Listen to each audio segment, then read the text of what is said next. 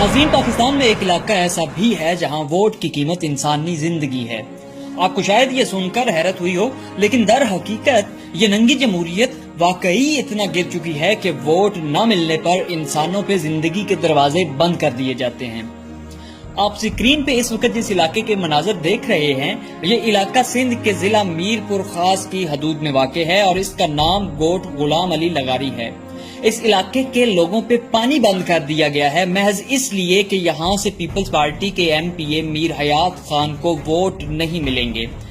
पानी की बंदिश की वजह से यहाँ पानी का वाहिद जखीरा खुश्क हो चुका है और इलाके के हालात कुछ यूं हो चुके हैं।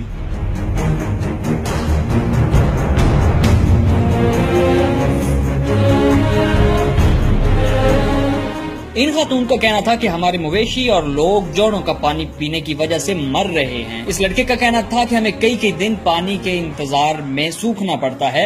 आप सोचें, इस जमहूरियत की औकात क्या रह जाती है जिसमें पानी इस शर्त पे दिया जाए कि वोट दो तो पानी मिलेगा।